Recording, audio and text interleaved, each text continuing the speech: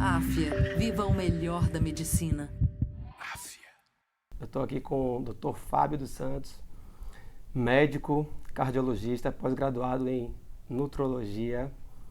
Já gostei demais dessa formação dele porque tem tudo a ver com o que eu trago aqui. E é um dos pioneiros em trazer esse conhecimento da medicina, do estilo de vida, que é um tema que eu cada dia me apaixono mais e leio mais. E vejo também que é para mim a medicina do futuro, né? E a ideia aqui é trazer para vocês que estão aí, não só os leigos, mas estudantes. Eu sei que tem muitos estudantes aqui de medicina, de nutrição, profissionais também que querem se atualizar. Esse papo aqui é um bom momento para você perceber, se antenar, né, do que para onde as coisas estão indo. Então, já compartilha com quem você gosta, tá? Compartilha. Segue também aqui o canal. Depois eu vou deixar o arroba de Dr. Fábio. Você acompanhar o trabalho dele na rede social, é muito bacana. Ele tem uma linguagem muito legal, muito descontraída e que dá para todo mundo aproveitar. Então é isso. Meu irmão, obrigado. Eu que agradeço. Por ter vindo aqui. Né, a honra é minha, pô. Eu sei que a sua agenda é corridíssima e fiquei muito feliz quando você topou vir e trouxe, né, e trouxe seu livro, inclusive, que a gente vai falar aqui. Esse tema é um tema que não sai de moda, né? Que para muita gente é moda, mas que você tem uma estrada longa aí, né? Eu queria que você falasse desde quando que você começou com essa abordagem aqui no Brasil, como foi começar a ser o primeiro, né? A abrir a trilha no caminho. Legal, Dani. Na verdade, essa história para mim começa lá na faculdade, né? Porque na faculdade, o que eu tinha de ideia? Tinha ideia de fazer prevenção. Sempre fui o cara da prevenção. E sendo o cara da prevenção, a minha escolha sempre foi clínica, né? Não cirúrgica, tá? Aí o que mais mata? O que mais mata é coração, tá? Então é normal, né? Hoje não é tão normal assim que o aluno de medicina sai e já queira fazer residência. Tem muita gente que não está fazendo, mas na minha época todo mundo fazia residência. E aí, residência clínica eu fui para cardiologia, tentando buscar prevenção. Só que foi o primeiro golpe que eu tive ali, dentro da cardiologia, que eu vi que estava muito conectado com o quê? Com doença, com remédio para aquela doença ou para um nível sanguíneo, por exemplo, se tinha um colesterol alto, todo mundo tinha que tomar aquele remédio, tá? Não estavam muito preocupados se o estilo de vida era um ou outro. Ninguém falava disso. Ninguém falava disso, tá? E também a questão da cirurgia, né? Você falou ninguém falava disso, pra você ter uma ideia, até hoje, né? Não é só aqui no Brasil, no mundo inteiro. Você como nutricionista, eu como médico, uma vergonha dizer para você que nós médicos temos menos de 20 horas de nutrição no nosso currículo de 6 anos, tá? Sabendo que o que mais mata as pessoas não é vírus, não é bactéria, tá? O que mais mata é o que você coloca na boca, ou deixa de colocar, né? Existem números que mostram que 11 milhões de pessoas morrem no mundo, direta ou indiretamente, pelas escolhas inadequadas, né? Então, assim, se isso fosse sempre colocado, como você falou, né? Deveria ser a base de tudo, tá? Mas não era. Eu acabei fazendo faculdade, então saí para clínica médica, cardiologia, falei, bom, tem que ter algo mais. E comecei a olhar aqui no Brasil, fora do Brasil. Eu digo que eu tive sorte, né? Se existe sorte, tá? Eu fui para uma universidade americana fazer uma pós-graduação em imagem cardíaca ligada a exames preventivos, que a Duke University, nessa época, 1998, 1999, estava nascendo o movimento de medicina integrativa lá, né? E aí, pela primeira vez, eu vi a importância do mente, corpo, espírito. Tinha um grupo, né? Eu lembro direitinho desse dia, eu estava numa fila para entrar num evento máximo de cardiologia, que o professor emérito da cardiologia, Eugene Braunwald, ele estava lá. Todo médico estudou Braunwald quando estudou cardio. Uma grande referência. É um livro desse tamanho assim. A sala estava lotada, as companhias farmacêuticas estavam todas lá, dando brindes para os médicos, né? Na entrada, sala lotada. E tinha uma sala do lado, que era um evento que múltiplas salas estavam acontecendo, a sala estava meio vazia. Por causa do tamanho da fila, eu troquei de sala, né? Falei, não vou ficar aqui, vou nessa outra sala. E entrei na sala e a sala estavam falando sobre o quê? Estavam falando sobre espiritualidade, estavam falando sobre energia, estavam falando sobre... Estava um pouco vazia a sala, né? Totalmente vazia, totalmente vazia. Eles estavam falando de um estudo que pegava indivíduos que estavam comatosos, tá? E eram indivíduos que não tinham familiares, que estavam indo constantemente lá.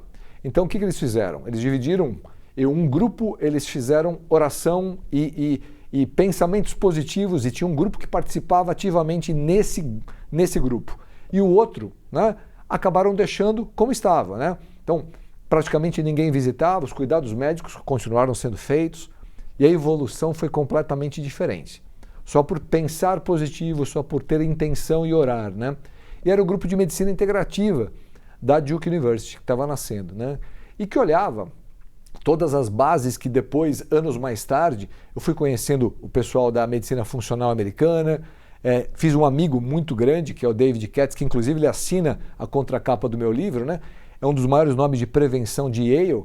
Ele é médico também? Médico, né? Médico. E ele, inclusive, durante a Covid, foi um cara que escreveu muito em New York Times, Washington Post, colocando a posição dele, inclusive colocando uma preocupação muito grande com o lockdown, do que ia ser do ponto de vista de depressão e ansiedade com as pessoas, né? Um cara muito consciente, né? E hoje, inclusive, junto com a gente, luta muito por uma proclamação de verdade nas redes sociais, né? Então, tomar cuidado com os fake news, que está muito difícil, né? Tá demais. Então, considerar o que é, né? Quem é que está falando? Será que alguém está falando?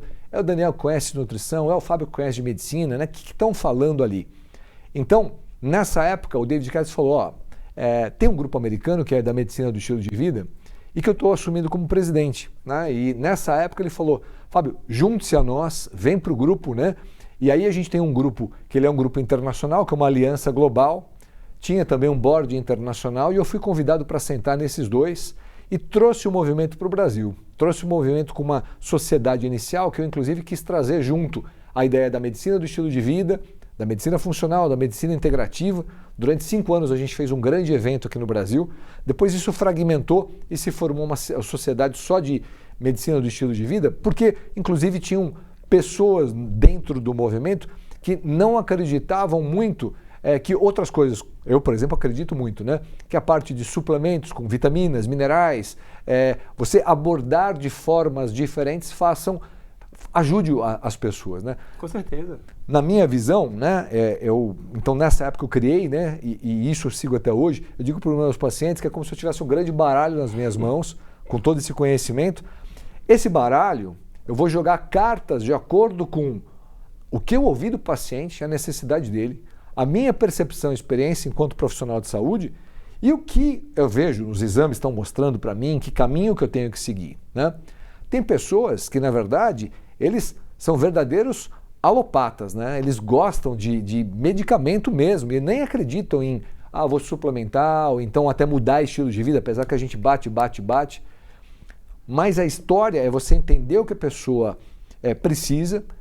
Pirâmide larga de baixo, para mim, sempre é colocar estilo de vida para todo mundo, que é o que você come, como você lida com sono, como você lida com estresse, como você lida com atividade física, teus relacionamentos e a toxicidade do meio. Essa é a base larga da história. Mas eu entendo que aqui fica muito medicina do estilo de vida, mas tem as outras partes da pirâmide, né? Sim. Parte de cima, que é a segunda, se você tem desequilíbrios fisiológicos, às vezes você tem problema de receptores de vitamina D que eu não tenho, né? Sim. Então, de repente, você vai ter uma vitamina D baixa e a minha vai estar boa. Através de um teste genético, por exemplo, né? A medicina de precisão está vindo forte também. Forte para isso. E aí a gente já consegue. Fala disso, né? Um dia eu vi, não lembro quem foi o repórter da Globo, ele é no Jornal da Globo, é um que fica em Nova York, um de óculos, ele falou da depressão que ele tratou durante anos, esqueci o nome dele, se eu lembrar eu falo. Que ele tratou durante anos a depressão com a medicação errada e aí ele fez um teste genético, passou para um médico que estava tendo essa pegada e ele tinha alguma dificuldade na conversão no metabolismo da vitamina B9, B12, enfim, era um ajuste de dose, suplementar vitaminas e usar outra medicação e aí ele ficou zerado, com muito menos remédio, enfim, ele fala isso chorando, inclusive. E aí isso veio à tona, muita gente falou sobre isso, né? E eu olhar fora da caixa, né, Dani? Porque assim, o que acontece ali? quando você fala em metabolismo cerebral e fala em depressão, e você falou que ele está nos Estados Unidos, né?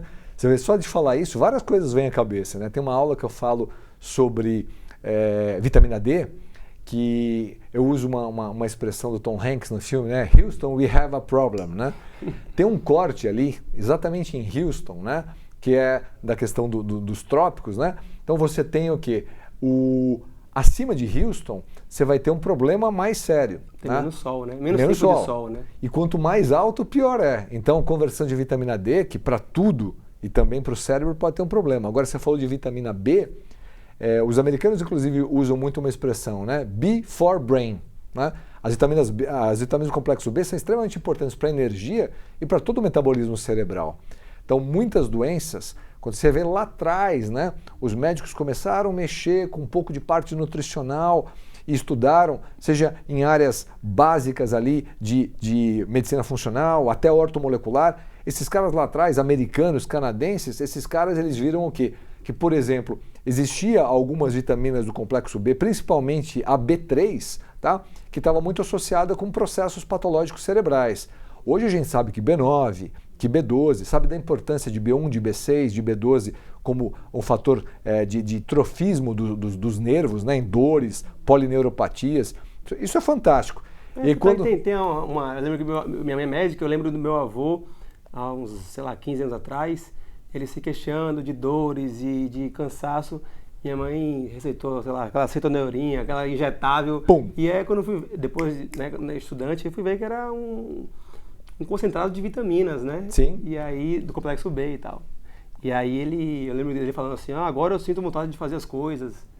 Então, e como você bem falou, né? Às vezes a gente dosa no sangue, e no sangue você não consegue ver um déficit de repente, né? Mas se você fizer um teste genético ou até mais profundo, o que a gente chama de teste metabolômico hoje, você vai ver que, às vezes, eu não estou olhando lá a vitamina B12, por exemplo, eu estou olhando o metabólito da vitamina B12. Então quer dizer o quê?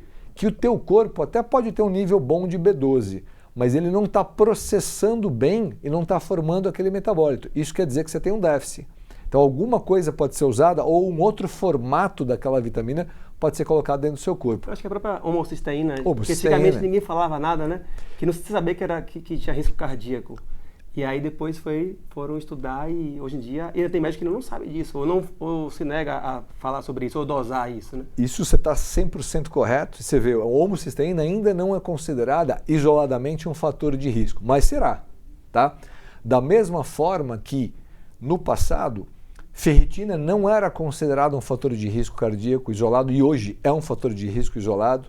Ácido úrico não era um fator de risco isolado e hoje é um fator de risco isolado. E a gente está num momento muito interessante. Eu tomei tanta porrada. Eu imagino, isso que eu ia perguntar aqui, dessa resistência que teve. Porque quem abre a trilha recebe mais porrada, né? Muita. Depois, muitos desses que dão porrada vão talvez até fazer a formação e vão depois... beber da água, né? Ou então aparece como uma grande novidade. Por exemplo, com certeza você como nutricionista, você valorizou muito mais do que muito médico lipoproteína A, né? Então assim...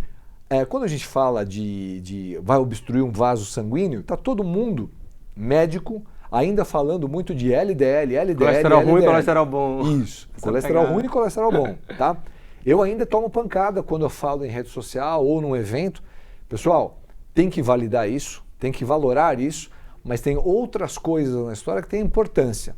Então, as relações entre as lipoproteínas, lá, entre colesterol, o colesterol total e o HDL, entre o triglicéridos e o HDL, isso traz um padrão de análise metabólica muito mais sofisticado. Tem coisas que as pessoas às vezes nem pedem, como apolipoproteína A, apolipoproteína B. Esses palavrões todos, pessoal, significa que a tua gordura ela pode oxidar mais, inflamar mais, grudar mais na parede dos vasos do que apenas um nível de um produto isolado. E a gente lá atrás, Dani, a gente falava de lipoproteína A. E falava de lipoproteína A num evento científico cardiológico, cara, era quase ir para a fogueira, né? Ninguém acreditava nisso. Você falava, poxa, mas se o cara tiver uma lipoproteína A elevada, e tem muita gente que tem, ele tem um maior risco de trombose, um risco trombogênico, de formar um coágulo. Isso pode entupir o vaso, mesmo que ele não tenha uma lesão característica, e ele pode infartar, ter problemas mais sérios. Bom, agora o mercado começou a falar, mas não preciso nem te falar o porquê que o mercado começou a falar. Porque a indústria, ela desenvolveu uma droga para esse combate da lipoproteína A. Bom, eu não tenho nada contra a indústria, sou a favor, inclusive, né? Que bom que a indústria desenvolveu essa droga e vai ajudar nesse aspecto. Mas antes, a gente tinha algumas coisas que podiam ajudar nisso, né? Com a própria vitamina B3 que eu falei. Né? Niacina é uma coisa que é legal para você usar para tentar controlar. Ou pelo menos a gente podia falar assim, ó, esse negócio não é legal e esse negócio ele pode trazer um problema. É um conhecimento, mas a gente era taxado de louco ou de ignorante por causa disso. Você está falando aí de colesterol, eu estou lembrando aqui que realmente eu tenho hipercolesterolemia familiar, né, que é uma condição genética, minha mãe também tem isso, independente do que eu coma, vegetariano, coma carne, meu colesterol não sai muito daquilo. E aí, obviamente, eu fui atrás de informação para saber e eu vi, graças a Deus, encontrei vários estudos que mostram que níveis de colesterol alto não significam uma sentença de morte, de que você vai infartar, de que tem todo um contexto e tal. E minha mãe, a gente discutia muito que ela é médica, ela também pesquisava, e minha mãe vinha muito com a catequizada pela indústria de não tem que jogar estatina.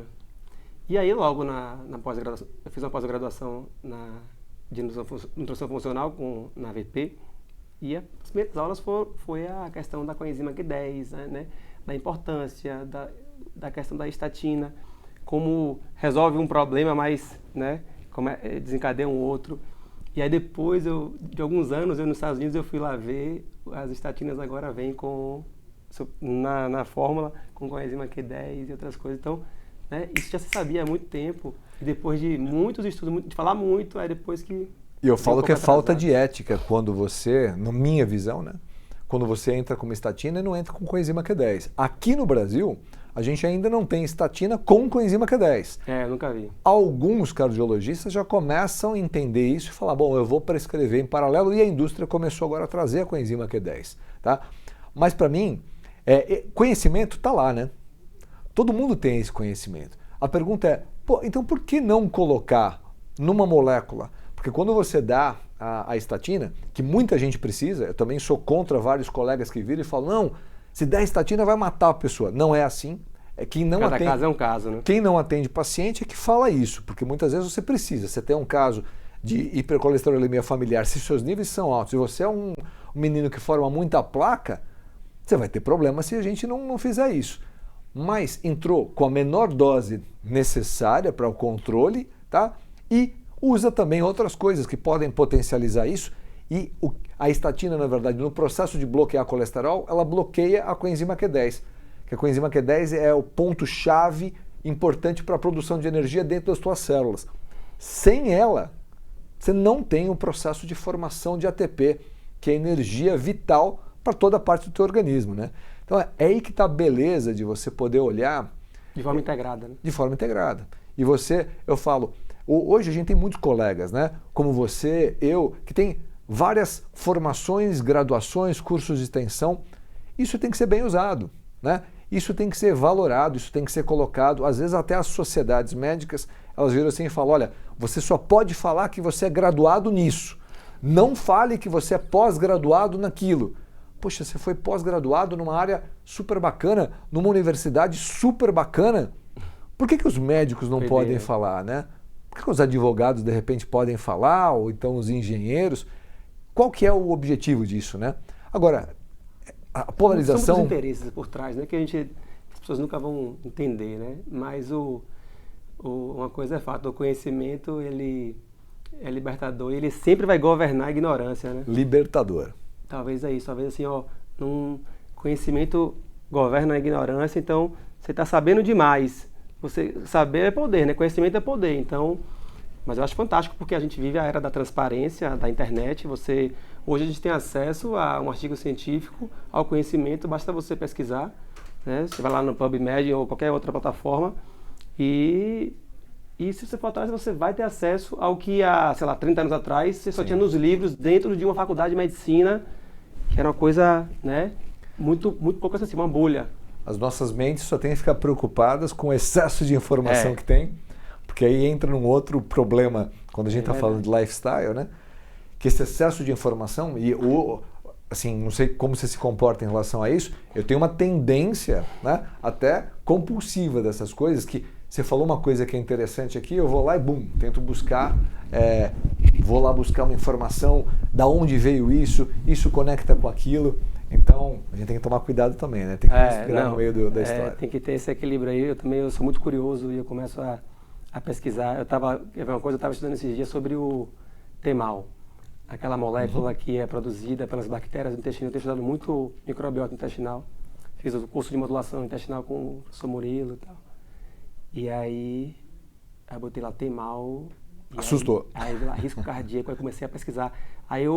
E aí você bota lá, dá um enter, aparece milhares de artigos, de coisas. E aí eu comecei quando eu fui ver, tava já o olho ardendo assim de noite. Eu falei, calma, Daniel, para, deixa de agonia. Você pode esperar um tempo para poder você... É que a sede e a curiosidade, e ainda mais quando é uma coisa que poucos falam. Sim. Eu falei em algum podcast que eu fui, e tinha um médico. E aí eu falei, aí o médico... Ele olhou para mim assim, tipo, eu não posso falar nisso. Aí eu falei, eu tô indo no caminho certo, né? Porque eu quero me atualizar, velho. E eu acho que o assunto o topo da agenda científica hoje é microbiota, né? Microbiota é fantástico. Tá todo mundo meio que engateando ainda, tipo, pra onde que vai isso aqui, né? E aí quando você vai ver, estilo de vida influenciando nessa composição e biodiversidade né? Você acabou de dar um exemplo que é fantástico, né? De acordo com os bichinhos que você tiver dentro do teu sistema aí, você vai produzir, você vai metabolizar substâncias de uma forma A ou B, né? Então, se você tiver mais desse timal, né? Que esse timal TMAO é o trimetilamina oxidada, né?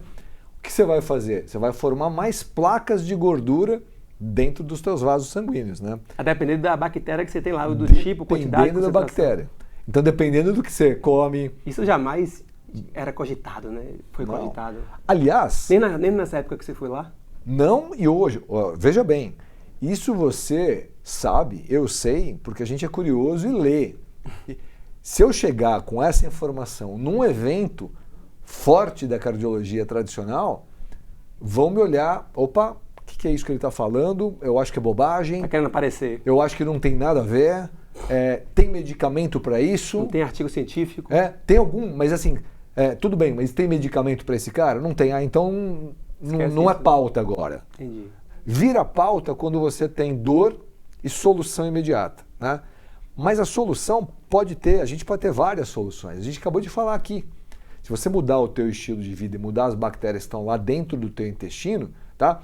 Nesse caso, por exemplo, se o cara tiver um consumo grande de proteína animal, tá? Então muita carne vermelha, muito leite, muito ovo, ele vai ter mais L-carnitina, ele vai ter mais produção dessa timal, tá? Então se eu quero controlar isso, eu vou ter que comer mais vegetais e menos animais. Balancear. Nesse cenário. Num outro pode ser que não. A mesma coisa acontece se a gente falar com a outra doença que mais mata também, que é câncer, tá? Então quando a gente está falando de câncer, o que acontece? As bactérias que estão ali no teu tubo digestivo, né, no teu intestino, elas são absolutamente responsáveis pela metabolização adequada e eliminação dos teus estrógenos, né? Então, mulher com câncer de mama, com histórico familiar de câncer de mama, que não vai direito no banheiro, é constipada, tem um processo crônico ali de má digestão, o que a gente chama também de desbiose, permeabilidade intestinal alterada, essa mulher ela pode ter um negócio que a gente chama de estroboloma, né? Que é o quê? É o mundo dos bichinhos ligado aos estrógenos, então já tem esse nome. Eu não sabia dessa parte. Se isso está alterado, você vai ter mais recirculação de estrógenos, e essa mulher que já tem um domínio dos estrógenos no corpo, ela pode ter mais câncer de mama, né? Então veja bem. Porque é estrógeno demais. Estrógeno demais. Predispõe, né? Porque hoje a gente tem, você está falando desses testes, eu costumo chamar no consultório de testes funcionais, que ainda o paciente, infelizmente, não consegue passar a carteirinha dele no convênio e fazer num laboratório tradicional, mas, por exemplo, dá para você ver o metabolismo desses hormônios, como eles são eliminados do seu corpo, né? Então, assim, você pega o estrógeno da mulher, né? que o homem também tem estrógeno, mas estou falando no cenário feminino pensando principalmente em câncer e câncer de mama. O estradiol, que é o hormônio, grande hormônio da fertilidade, esse estradiol, ele vai ser eliminado no organismo numa outra forma, que chama-se estrona. E essa estrona, ela tem 3 posições. Posição 2, posição 4 e posição 16. A posição 2 é a mais satisfatória, né? Porque se você for por esse caminho, é meio que um caminho anti-câncer. A posição 4 e 16, ela te leva mais para o câncer. Hoje a gente já consegue saber isso através de alguns testes. Ah, tudo bem, eu tenho o problema, eu já estou enxergando o caminho e a solução. Se você, por exemplo, tiver uma alimentação mais rica em crucíferas, por exemplo, brócolis, couve-flor, couve-bruxelas, couve também. Couve, você vai desviar mais para o 2, porque você está trabalhando no esquema de enzimas ali. E aí de novo entra, como que estão vitaminas, como que estão minerais, comida e muitas vezes um pouquinho de suplementação ali no que você necessita. Porque você pega, por exemplo... mas é bem cirúrgico, né? Cirúrgico. Uma dose, comida. O que você precisa. Não precisa. Porque muitos desses suplementos que a gente encontra em farmácia, que de A a Z, eles têm, além de estar numa forma química que é pouco biodisponível, existe a competição dentro da própria fórmula. Sim. Né? Isso é difícil da gente falar para o público leigo, que os nutrientes, eles não entram cada um pela sua porta. Eles às vezes competem, né? Então deve haver uma proporção, uma quantidade, ou até coisas que você não pode ingerir junto com outras. Então é uma coisa bem técnica, né? E você precisa de um profissional, de um médico, de um nutricionista para poder lhe orientar em relação a isso. Não sair comprando, se entupindo, agora é creatina, vamos todo mundo se entupir de creatina. Fica muito mais barato para a pessoa, ela fala, quero investir nesse cenário, ela fala, vou atrás de um profissional que vai me orientar para poder adquirir, se tiver que adquirir, a coisa certa. E fica mais barato ainda, né? Se ela escolher, porque a gente tem que pensar o seguinte, se ela comer certo, tá? Se ela comprar o produto certo, se ela mastigar corretamente, a absorção, a biodisponibilidade desse produto vai ser maior muitas vezes do que a suplementação, né? Então a suplementação, como o próprio nome diz, né? Está suplementando alguma coisa que pode ser legal, deixar até um pouquinho acima do fisiológico naquele caso, ou então está faltando no organismo, né? Porque muitas pessoas, né, quando a gente volta, vamos voltar para a base da pirâmide lá, né? Lembra que eu falei, a base da pirâmide é estilo de vida. O segundo nível são os desequilíbrios que podem ter, que de repente uma vitamina ou mineral pode ajudar. O terceiro nível, pelo menos o que eu considero, é o medicamento, tá? E que muitas vezes eu vou precisar, mas é aquela história, por que é o terceiro nível? Porque eu não vou dar um antidepressivo para a menina que acabou de brigar com o namorado, tá? A menina que acabou de brigar com o namorado, ela tem que chorar, tem que passar por aquilo, ela vai encontrar um outro namorado e vai ficar feliz, né? Agora, se essa menina estiver mergulhando num quadro depressivo, tá, com pensamento suicida, essa é uma menina que pode pular para o terceiro andar direto aqui, tá? De medicamento, antes dela pular para outros cantos, tá? Então, esse é um problema muito sério. E o quarto ponto da pirâmide, a ponta da pirâmide, é cirurgia. A gente não pode colocar essa pirâmide de cabeça para baixo. Há pouco tempo atrás, e ainda acontece hoje, algumas pessoas obesas chegando em consultório médico e o médico falando o seguinte: engorda mais 10 quilos e volta que a gente faz uma bariátrica. Eu já ouvi muito isso no consultório. Cara, isso me mata. Achando que a cirurgia é a resolução dos problemas, né? Definitiva. E aí quando você vê na prática, em média com 5 anos, já atendi vários pacientes bariátricos que voltaram a ganhar peso e que vêm no desespero, tipo assim, não me disseram que isso podia acontecer não, e agora me socorra, isso e aquilo. Eu tenho parentes que fizeram cirurgia bariátrica e que se arrependem, né? Você, poxa, se eu soubesse que eu ia ter esse dumping, que eu ia ter isso, que eu ia ter aquilo, e enfim. Eu ainda acredito que daqui a alguns anos, e vou chutar assim, daqui a uns 10 anos, a medicina olha para trás e fala assim, rapaz, naquela época a gente cortava o estômago da pessoa, quando talvez a mudança devia ser aqui, né?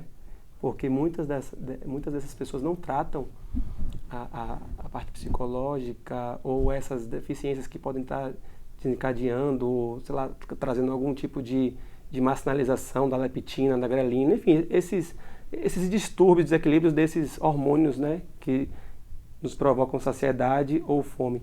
E aí, quase todos os pacientes que eu atendi no consultório continuavam com a compulsão. Ou a compulsão da comida tinha ido para compras, os homens muito para sexo. Quase todos os homens que eu atendi bariátrica acabaram o casamento e mergulharam num mundo de muito desequilíbrio. Então, é aquela coisa, trata o estômago, corta o estômago e quer que mude o pensamento, quer que o cara, sem trabalhar a parte da psicologia, sem trabalhar a nutrição. Muitos deles falam assim, eu não vou ter nunca mais problema com isso. E aí quando eu falava, você sabia que você, pro resto da sua vida, vai ter que suplementar? Como assim? Eu falei, você tem uma deficiência pro resto da vida de absorver nutrientes. Você não tem mais a capacidade sadia, normal, de absorver nutrientes. Então, você vai ter que tomar vitaminas e minerais. Ainda falava que era quelado, né? A forma de usar. Pro resto da sua vida. Não aceite isso que dói menos. Nunca me disseram isso. Na verdade, dizem, mas a adesão à equipe multidisciplinar é muito pequena. Eles já se dão alta e ó... É uma educação inadequada, né? Porque assim, veja, eu acho que muitos dizem, ou alguns dizem, alguns não dizem, e a população, na verdade, não está querendo muito escutar, né? Porque... Não quer ser protagonista, não né? quer. Tipo, resolve meu problema aí, me dê um remédio aí, vai. Quer solução rápida. Não me mande ir pra academia, não. Porque a questão do que você está falando tem muito a ver com dopamina, né? Que é um circuito de dependência, de vício, de recompensa. A pessoa ela enxerga na comida algo de imediato que ela vai colocar e vai dar uma sensação de prazer. Isso, sem demagogia, todos nós sofremos em algum momento da vida. Todo mundo atacou alguma coisa e quando atacou, sentiu, putz, eu acho que eu preciso disso, eu acho que eu tenho que ter isso. E depois, alguns pegam e falam, puxa, eu acho que não é por esse caminho. Eu lembro com bebida também, né? Bebida, né? E aí, você pega, por exemplo, consultório eu vejo muito caracteristicamente isso, né? A gente percebe, por exemplo, você fala do comportamento, do estilo geral da pessoa e algumas atividades da vida dela. Por exemplo, como que os homens e as mulheres se comportam do ponto de vista sexual, né? Muitas pessoas acham que só os hormônios têm importância aí. Então, tem uma questão da testosterona muito importante para os homens, mas talvez ela seja até mais importante para as mulheres, porque as mulheres têm muito menos do que nós, mas os neurotransmissores são muito importantes. Então, você tem para o homem muito a questão da dopamina, tá? Então, é testosterona e dopamina para o homem, e a mulher é um pouco diferente. A mulher é a testosterona e a ocitocina. E a ocitocina é o neurotransmissor do relacionamento, é diferente do que a dopamina, que é do prazer. Eu brinco, né, que o homem tá chovendo, tá sol, o time ganhou, o time perdeu, ele tá querendo fazer sexo, tá? Normalmente. Mas o que tira o sexo desse homem, muitas vezes? A fadiga profissional. Então, ele na verdade, ele fica carente de dopamina, né? Então, aquele cara que é o alto executivo, principalmente no mercado... O burnout, né? Bum!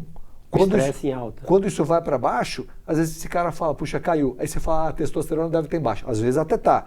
Mas você vai olhar, às vezes a testo tá alta dele. Então não é uma questão só hormonal, e é isso que eu queria dizer. Como as pessoas se moldam, né? Você pega uma super executiva, com certeza você trata várias super executivas, às vezes ela é CEO de uma empresa e ela tem 1000 homens debaixo dela, né? E ela começa a pensar, né, nesse mundo que veio moldado de um mundo machista, né? Então, ela começa a pensar com a cabeça masculina, vamos chamar assim. Ela muda o perfil e começa a ter muita dopamina, né? Então, assim, no consultório, é fato de grande parte dos pacientes, você percebe que sexo quase não é um problema para os homens. Minha libido é boa. Hoje, com o excesso de estresse, tem caído. Mulheres têm uma tendência do libido mais baixa que os homens. Essas executivas, não. Tá? Que elas mudaram o padrão e fica um padrão mais agressivo aí, né? Que a dopamina dá, ligado ao prazer, não só aquela questão do relacionamento, né? Então, que a gente fala para os homens, vai com calma, né? Trata bem sua mulher, né? O ambiente tem que estar legal, porque ela quer isso, ela quer carinho, né? E tudo isso faz parte do estilo de vida. Nós estamos falando agora, né? Nós estamos trocando várias figurinhas aqui, nós estamos falando de relacionamento íntimo, né? Mas tudo isso, se você souber que às vezes as pessoas me perguntam assim, que é um estilo de vida saudável, né? Estilo de vida saudável é você saber fazer escolhas saudáveis, né? Porque a gente está conversando aqui sobre o escolher, o que eu vou escolher para comer agora, né? Então, é claro que quando você tem uma oferta, né, você está acostumado a comer de tudo, e aí você tem uma oferta grande de produtos, e aí te botam na frente uma salada, né? Não está uma salada muito colorida, convidativa, tá né? meio... Aí te botam um lanche com a batata frita ali do lado, se a tua cabeça lá atrás, você foi acostumado a comer isso aqui como prazer de felicidade, o momento da alegria, a festa, etc., você vai para cá e às vezes você ataca de forma compulsiva, né? E de vez em quando para cá não há o problema, só que isso vira o hábito e esse hábito vai girando e pode virar uma compulsão na pessoa, né? Açúcar é muito terrível para isso, porque o açúcar, você sabe melhor do que eu. E rapidamente você fica dependente mesmo, né? E bom, né? Estoura a dopamina. Eu falo que assim, os branquinhos são terríveis, né? O que a cocaína faz no cérebro da pessoa é muito parecido com o que o açúcar faz. Essa explosão de dopamina que tem. E aí a pessoa, quando tomou alguma coisa com açúcar ou comeu alguma coisa com açúcar, tem uma explosão de dopamina e aí sente-se com a necessidade daqui a pouco de comer mais também por um outro mecanismo, né? Que é o açúcar sobe demais, aí a insulina sobe demais, o açúcar cai e a pessoa fala, agora estou com fome, quero comer de novo. E é uma dopamina barata, né? Dopamina barata. Muito acessível, né? Qualquer pessoa tem acesso a açúcar hoje em dia e esse ponto é um ponto bem difícil. Eu lembro que, você falando do açúcar, eu lembrei de uma coisa. Eu fui criado numa casa, eu era atleta de natação, meu pai também era atleta, minha mãe médico, então a gente teve um ambiente muito saudável, assim, minha mãe já tinha consciência de escolhas, né? De escolhas, né? Então, assim, na minha casa tinha o arroz, tinha o feijão, arroz branco mesmo, feijão, tinha uma carne, uma proteína, mas tinha uma salada. A gente não tinha hábito de comer sobremesa durante a semana, era assim, um pavê que minha mãe fazia no domingo, no almoço de família.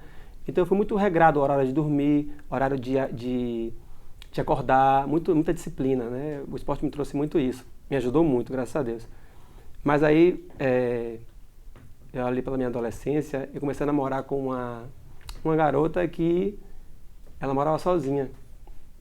Eu lembrei que agora, eu só ia em casa para pegar a roupa e ficava quase saía da faculdade e voltava. Resultado, ela tinha um hábito de comer sobremesa, sempre tinha um doce, uma ambrosia, um doce. E aí eu fiquei, assim, eu lembro que... eu comecei a ter o hábito de comer sobremesa. Bicho, com, sei lá, 2, 3 semanas, eu comecei a sentir a abstinência. Depois do almoço... É droga. Eu ficava assim, tipo, tá faltando alguma coisa. Escovava o dente, fazia tudo que me falaram, né? E eu estudando na época nutrição, logo no início da faculdade. E aí eu senti isso na pele e vejo que tem muito existe muita essa herança comportamental também dos hábitos, né? Essa coisa de por exemplo, começar o dia comendo uma coisa muito doce, né? É uma coisa que eu modifiquei lá em casa e que facilita muito para as crianças, né? Porque o paladar infantil é um paladar mais doce, né? E muitos adultos têm esse paladar, né? Do achocolatado. Eu tenho uns amigos que têm 40 de idade que qual é o café da manhã? O famoso Nescauzinho lá com um pão branco, com, sabe, um misto. E eu falo, bicho, quando a gente tinha 18 anos, dá para comer isso aí. Hoje em dia não dá, não. Vai ver como é que a repercussão disso no seu metabolismo. É isso aí. E aí é isso, o açúcar, eu falo que quanto mais açúcar, quanto mais doce você come, mais vontade de comer doce você vai ter. E é muito difícil você trabalhar a sua parte mental e continuar falando assim, não, uma hora o açúcar uma hora a vontade de comer açúcar vai parar. Não, porque é físico também, né? E você falou do cérebro, né? Tem bastante coisa interessante que você falou. O cérebro, por exemplo, ele adora açúcar, tá? Ele pode viver sem açúcar e consumir gordura como fonte de energia, mas ele não quer isso, né? Se tiver um monte de açúcar circulante... Dá trabalho para ele, né? Dá trabalho. O açúcar entra direto. Não precisa nem do mecanismo de receptores que existe, por exemplo, no músculo, tá? Para entrar lá, o cérebro não. O açúcar entra direto. Então, é um trabalho grande para você conseguir fazer a pessoa que está dependente, ela sair daquilo. Ela tem que mudar. Primeiro, ela tem que enxergar necessidade, e aí ela entra em toda uma mudança de padrão de estilo de vida, que eu falo que tem que ter as etapas, né? Então, assim... Tipo um desmame, né? É um desmame. Porque assim, a pessoa quer ou não quer? Se ela não quer, ela está em pré-contemplação. Ela nem pensa em mudar. Agora, se ela quer... Ninguém muda ninguém, né? Contemplei mudança, próximo passo eu falo, vou me preparar para mudar. Estou falando com o Daniel no consultório, ele me falou para tomar cuidado com esse açúcar logo de cara pela manhã, vou usar alguma outra coisa, vou usar uma coisa um pouquinho mais salgada, vou tentar fugir de um snack doce no meio da tarde e vou usar, sabe, qualquer outra coisa. Uma castanha, né? Um mix de castanha aqui. Mix de castanha, a gente estava falando de caldo de osso agora há pouco, né? Foi. Por que não, né? Usar como um snack, tá? Mas a ideia, né, na verdade, aqui é você quer mudar? Quero. Então começa a se preparar para mudar e aí entra na ação. Quando a pessoa entrou na ação, ela começa a mudar e aí muda muito, né? Porque quando você começa, passou uma semana que você reduziu, mudou já as papilas da tua língua, a tua percepção daquilo que você quer só doce, aí agora, puxa, você está entendendo um pouquinho o azedo, o amargo, né? E aí você fala, puxa, que legal. Por isso que é importante você colocar, às vezes não é nem só tirar os produtos, é colocar outros, né? Porque o tirar... para o cérebro, até falou assim, Daniel, eu vou perder peso. Eu falei, não, você vai eliminar. Essa palavra perder, né? O cérebro não gosta de perder nada, né? Ninguém quer perder. Então eliminar é melhor. Eu tenho tido muito cuidado com as palavras. Mas o que você falou é bacana, porque eu falo que geralmente assim, primeiro a gente muda a alimentação. Aquela primeira semana sempre vai ser uma semana tipo, poxa, isso aqui, faz um esforço, segura a onda um pouco, que depois ela muda você, né? Você começa a perceber, por exemplo, uma coisa que eu percebi quando eu reduzi muito o açúcar, porque eu fui criado com um copo de suco depois do almoço, cheio de açúcar, com sucrilhos, tive essa infância, sacou? E olha que poderia ter sido bem pior. E era considerado saudável. Era que dava energia, era leite com sucrilho de manhã cedo. Para um atleta era... Eu tinha comida de verdade em casa, mas... Eu tenho uma mãe, tinha uma tia e uma avó que são falecidas, que elas eram super cozinheiras e assim, não eram só cozinheiras salgadas, elas eram doceiras violentas. Então eu chegava da escola, tinha 2, 3 tipos de coisas diferentes, que era no almoço, era à tarde. Então assim, o teu cérebro pensava assim, né? E quanto mais precoce você é introduzido na vida para tudo isso, é mais difícil mudar, né?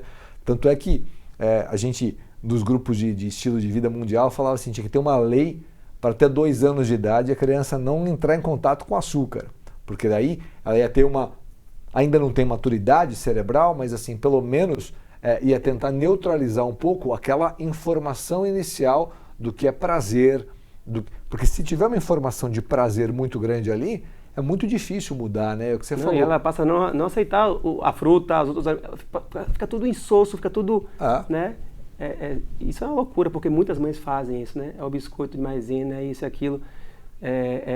Eu lembro que eu era guria também, eu tomava uma vitamina doida, farinha larga, tinha Neston, açúcar, sim, banana, leite, Nescau, e eu ficava a manhã inteira assim, né? Então, mas eu entrevistei uma médica, até no podcast recentemente, a doutora Ana Escobar, ela estava falando dos 1000 dias, né, da importância, e ela falou, Daniel, até 2 anos de idade, da gestação aos 2 anos de idade, são os 1000 dias mais importantes da nossa vida, então tem que ser radical nesse momento o máximo possível. Então, assim como não se dá álcool para uma criança, né, aquela brincadeira que eu já vi quando minhas filhas eram pequenas, sempre tinha uma tia que fazia isso, eu ficava puto, pegava assim, queria botar o dedo no brigadeiro e lá na boca da criança para ver a reação da criança. Isso já foi motivo de briga lá em casa, inclusive. E aí ela falou, alguém bota o dedo num copo de uísque e bota na boca da criança, né? Então o mesmo mal que o álcool faz, né, para o cérebro, para o corpo, o açúcar faz, sobretudo nessa idade. Então eu graças a Deus consegui. Eu consegui até 3 anos de idade. Eu perdi quando meu filho entrou na escola. Ele entrou na escola mais tarde um pouco. Mas já ganhou muita coisa. Mas ganhou muita coisa e também em casa não tinha, né? Mas foi difícil para mim, que eu era muito rígido. Hoje eu tenho muito mais flexibilidade e percebo que não é só a comida, né? Não. E aí eu queria justamente trazer isso com você, da importância do sono, por exemplo. Você estava falando ali da testosterona. Eu vejo que não só a libido, mas o ganho de peso, né? Fica tudo mais difícil quando a gente não dorme bem, né? E é uma das coisas mais difíceis hoje em dia da gente eu percebo no consultório que é uma das maiores queixas, né? Porque assim, A alimentação, eu vejo que tem essa questão do paladar infantil e o problema grande que tem com açúcar. A atividade física está melhorando, mas eu vejo que tem toda uma questão de procrastinação muito grande.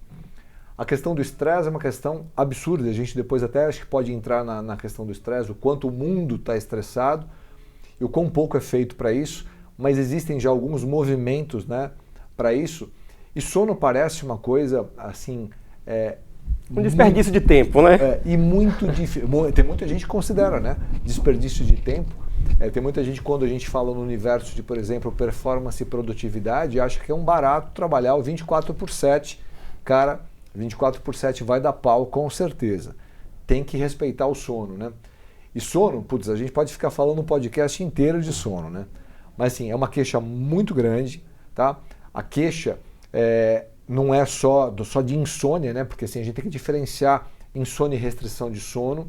Então assim, muitas pessoas, elas falam, eu vou deitar, durmo rápido, durmo bem, mas eu acordo, não estou reparada ou não estou reparado. Você vai ver, o número de horas não está legal. Isso não é insônia, isso é restrição de sono, tá? Teoricamente... Privação mesmo de sono, né? Privação de sono. A gente fala que, teoricamente, os estudos mostram assim, ó, de 7 a 9 horas é o melhor horário para dormir, tá? Assim, o número de horas para dormir. Eu considero que qualidade é mais importante do que a quantidade. Mas respeitando os estudos, abaixo de 7 horas e acima de 9, eu tenho um monte de doença cardíaca, um monte de câncer que surge por isso, tá? Então se tem, e aí entra um detalhe também de experiência no consultório, as mulheres precisam dormir um pouquinho mais do que os homens, tá? Elas reclamam, as mulheres normalmente falam, eu preciso dormir mais do que 7 horas, 7, 8 horas. Tem homens que dormem 6 horas e falam, cara, para mim tá ótimo.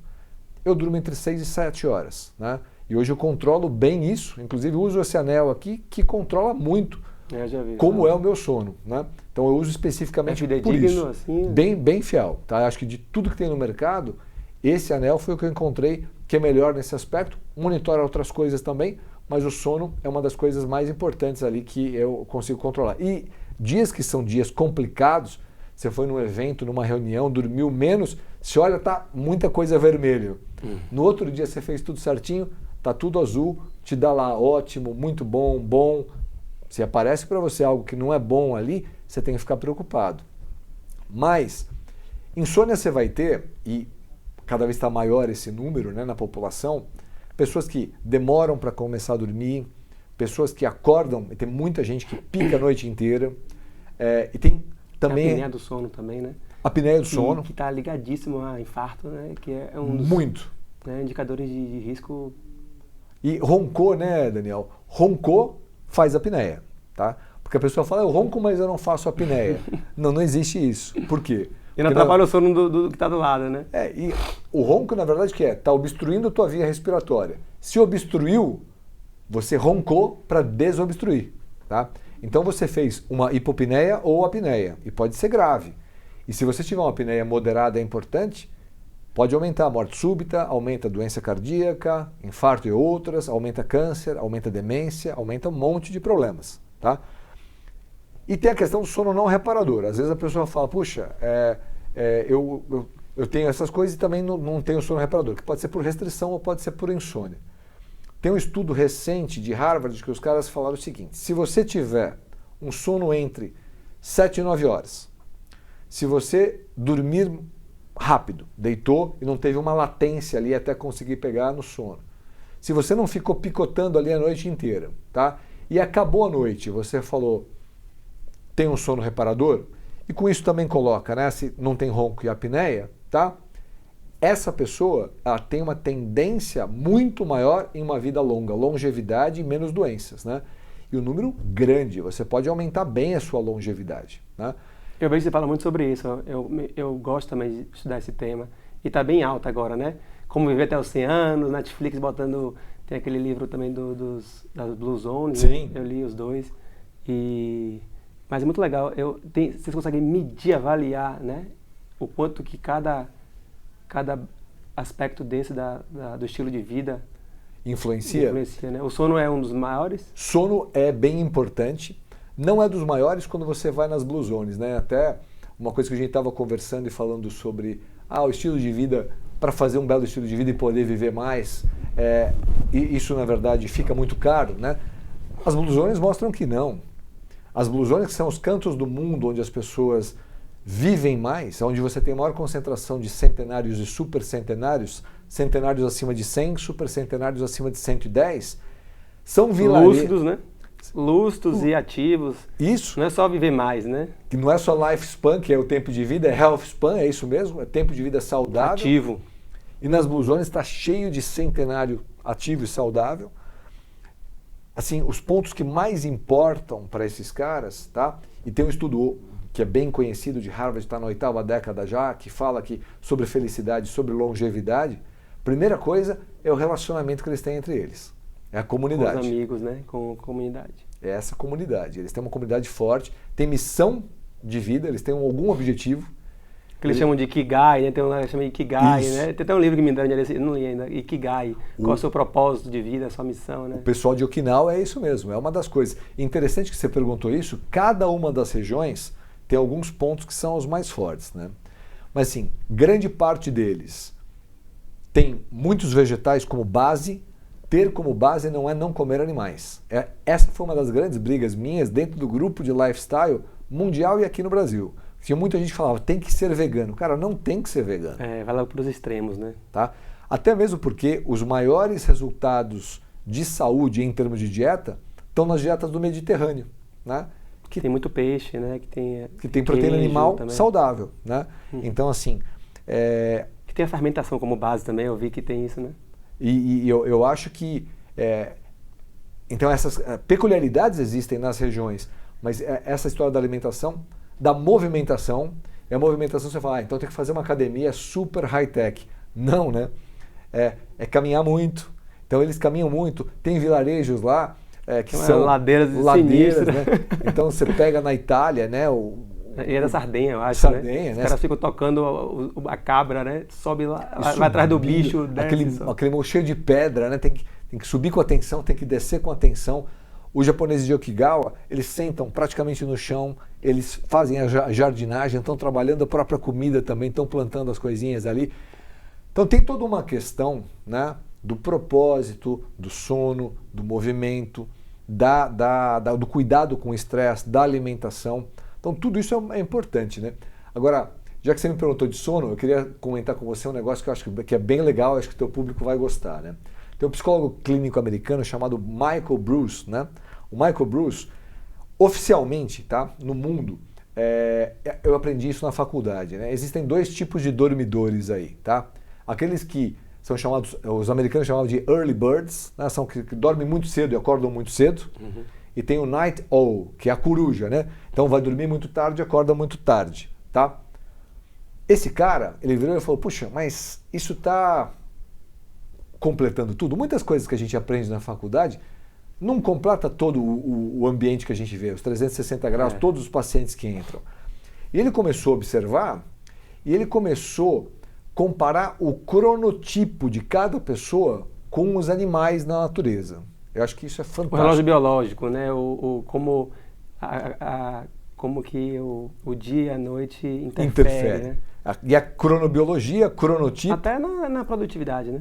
Muito, em tudo isso que a gente falou. De manhã não produz, bicho. Fica assim, fazendo download. Agora de noite, você vai gostar. Cheio de ideias. Não sei se você ouviu essa história já do Michael Breus, mas se não ouviu, você vai gostar. E se ouviu, você vai gostar de ouvir de novo. Mas o Michael Breus, o que ele falou então? Ó, tem caras que assim, é o perfil dele. Ele dorme cedo e acorda cedo, tá? Então é aquele cara que... A natureza dele, vamos dizer assim. Né? 4h30 da manhã ele está de pé, né? Eu tenho um paciente que é triatleta, que 4h30 da manhã está com uma super disposição. E aquele cara que tem até livros que falam, né, para você já executar tudo que você tem que executar até meio-dia você acabou. É aquele cara super metódico, trabalho intenso. Chegou, final da tarde, bum, caiu e não é um cara sociável. Ele não vai chamar ele para jantar, tomar vinho, que ele não vai com você. Ele é o leão e representa 15% do público, tá? É o leão. Que legal. Aí vem os ursos, tá? Os ursos, grande parte da população, 55% da população são ursos, né? E Os ursos, na verdade, eu tenho até uma tese minha, né? Será que eles eram oficialmente ursos ou eles se moldaram ao que o mundo precisa? Porque o urso, ele vai dormir um pouco depois que o sol se pôs, então vai deitar 9, 10, né? E ele acorda um pouco depois que o sol raiou, né? 6h30, 7 horas, ele está acordando. E o mundo está todo voltado a isso, né? O horário de trabalho, horário comercial, né? Então esse é o urso, 55%. Tem o terceiro tipo, que é o lobo, tá? O lobo, ele gosta da noite, ele é notívago. Você tem vários pacientes, eu tenho vários pacientes que chegam e falam, cara, sou notívago. E eu sou criativo à noite. Eu gosto de trabalhar à noite. O meu negócio é à noite. Tem um cara que me ajuda em produção digital, que ele falou, cara, para mim é à noite. Eu cheguei lá, eu sento, pego... Você concentra mesmo, né? O cara às vezes até fala que vai tomar o café dele nesse horário, que é um perigo para esse cara, um perigo, porque o cara não tem sono nesse horário. Então, ele vai deitar mais tarde e ele, na verdade, porque o mundo obriga, às vezes ele acorda mais cedo. Caso contrário, ele ia acordar mais tarde, tá? Então, esse é o lobo, tá? Então, o lobo, 15% também. E sobrou 15% nessa história, tá? Para falar de quem? Falar dos golfinhos, tá? E o golfinho, ele fica metade dormindo, metade acordado, né? Tira vários cochilos. Ele pode ser totalmente irregular e é muito perigoso isso para ele, muito perigoso. E normalmente esse está muito associado à ansiedade. Ele não consegue dormir por causa da ansiedade e ele tem muita insônia. Então olha quanto problema que tem o golfinho, 15% da população, né? E aí o que é interessante para a população geral, para as empresas em termos de produtividade, né? Para o mundo como um todo, tá? É que eu tenho, tá? Às vezes uma empresa que tem um baita profissional, só que o chefe dele é um leão. Eita. O chefe dele chamou ele para reunião 7 horas da manhã. Tá falando isso hoje, não foi, Enio? Exatamente isso aí. Só que o cara, ele Tem está que se dormindo. adequar. Ele está dormindo. Ele, na verdade, o que acontece com ele?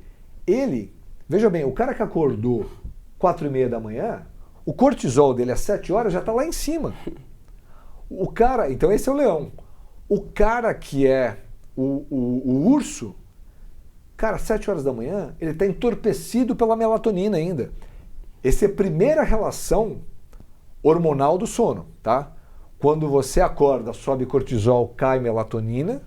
Quando você repousa, cai cortisol e sobe melatonina. Isso a luz do sol faz também. Raiou o sol, subiu cortisol, caiu melatonina. Se pôs o sol, caiu cortisol, subiu melatonina. O leão segue isso direitinho. E o leão, então, ele tem mais energia, tá? Teoricamente, o leão tem mais energia. Agora, você falou influencia em quê? Cara, influencia em tudo. Influencia no horário que ele vai comer. Influencia no cafezinho.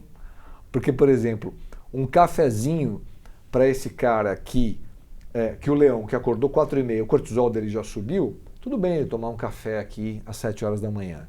Mas para o urso, se ele acordou, está entorpecido de melatonina, ele joga café em cima, é antifisiológico para o cortisol dele. Às vezes ele nem se expôs ainda à luz do sol. O cortisol dele nem subiu naturalmente ainda. Ele está dormindo, ele se arrasta até a cozinha, ele faz o café e blum, joga o café para dentro. Para acordar. Jogou para acordar, mas não deixou subir o cortisol e a adrenalina normal. Imagina o que vai acontecer para a ansiedade desse cara, né? Também, né, nesse papo do café, imagina o lobo consumindo o café enquanto ele trabalha. Ele é super criativo, está cheio de artista, compositor, ator, que é lobo. Nessa galera aí. Nessa galera. E os caras usam energético, usam café tarde, bomba para o sono. Bomba para o sono. Sexualidade, tá? Se você é um leão, a sua mulher é uma ursa, vocês vão ter que encontrar um horário para namorar. Porque assim, o teu horário para namorar não é o mesmo que o horário dela, né? Tem que ser na luz do dia. Ou ela é uma loba. Loba, ela tá te cutucando lá 11h30 falando, ei, Dani. No seu sono, rei.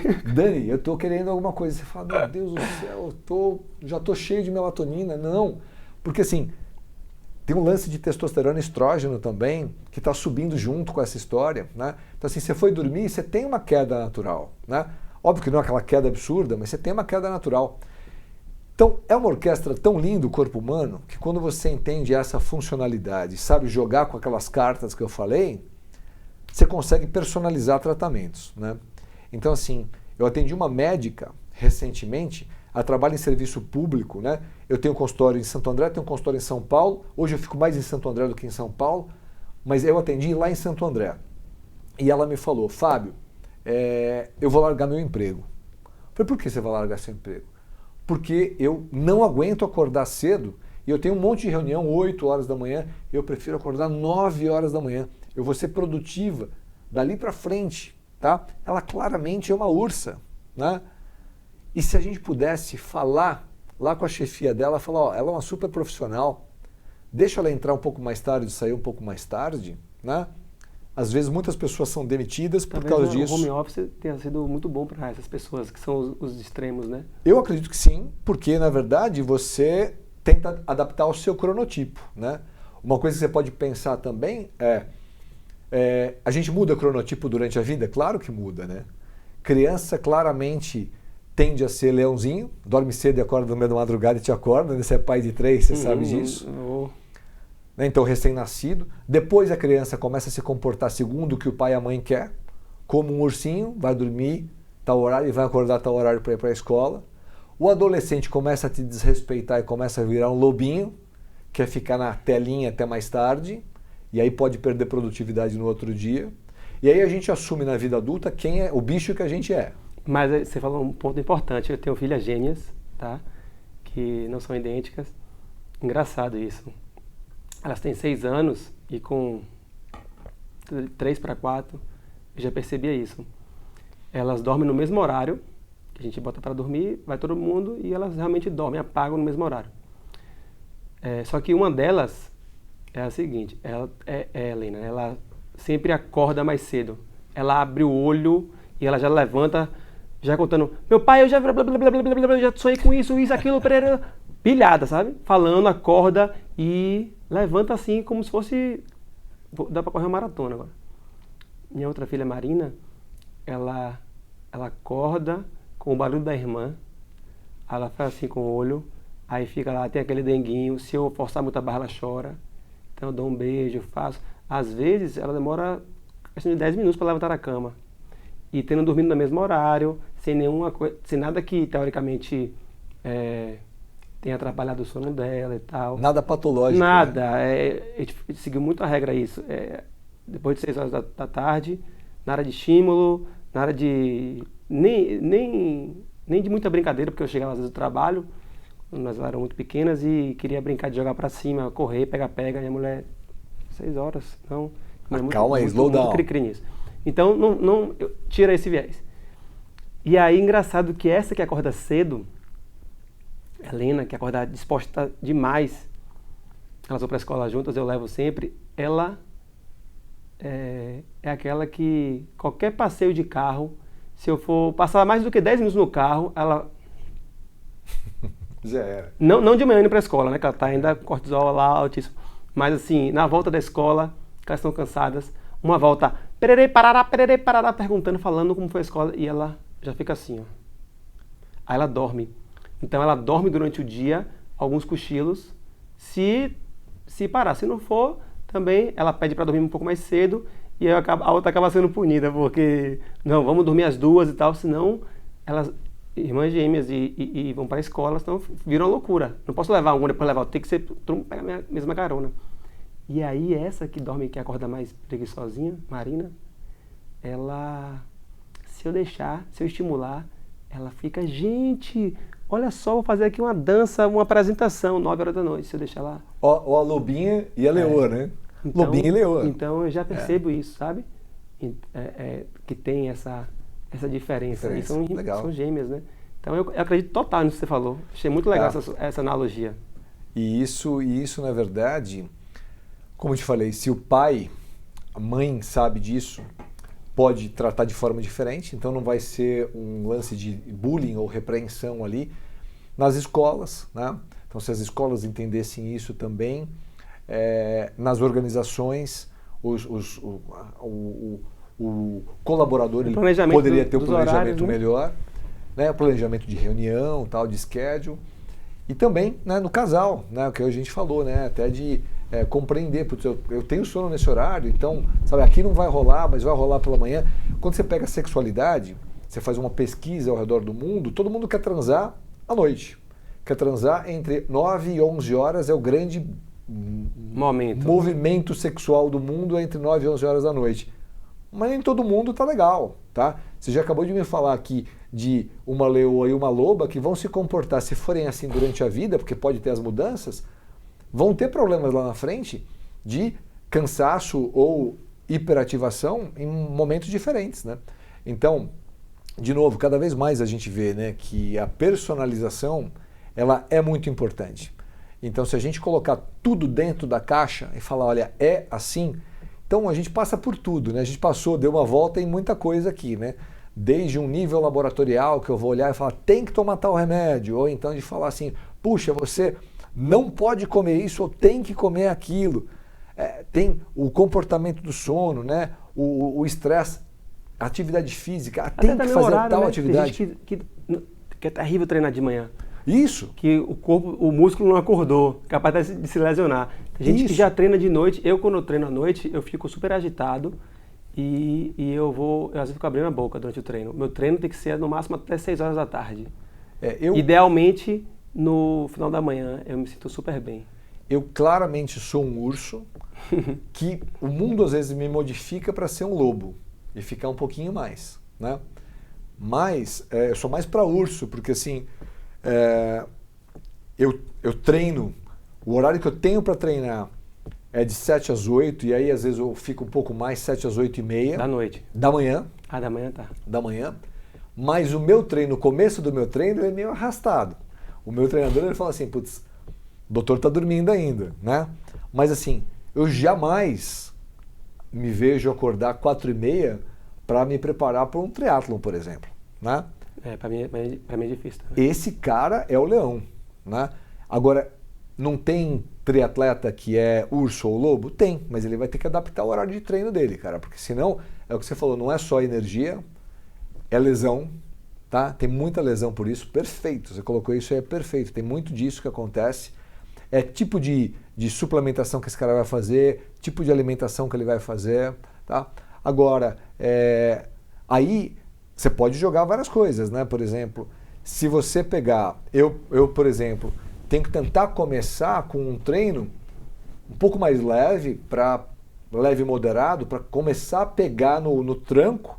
Dá uma aquecida. Mas às vezes o meu treinador já coloca bomba de cara. Quando coloca bomba de cara, parece que eu tô, sabe, fui drogado e estou fazendo um movimento, né?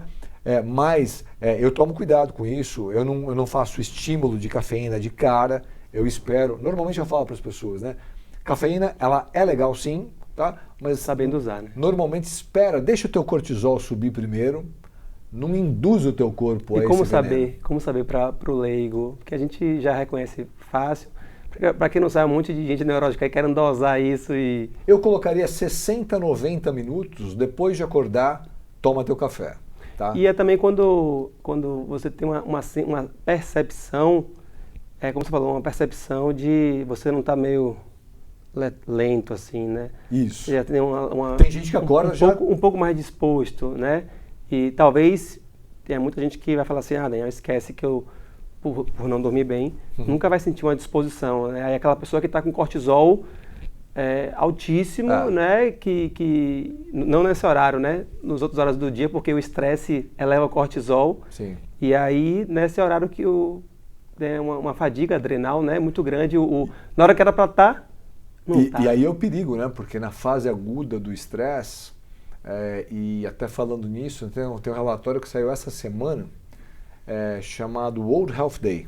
Tem todo ano, em 2024 saiu esse relatório. O mundo, tá? Perto de 50% das pessoas no mundo sentem que o estresse é um grande gatilho de problemas na vida. Esse número era bem menor no passado. Pra você ter uma ideia, no Brasil, pré-pandemia, 18% das pessoas falavam assim, eu sinto que saúde mental é um problema para mim.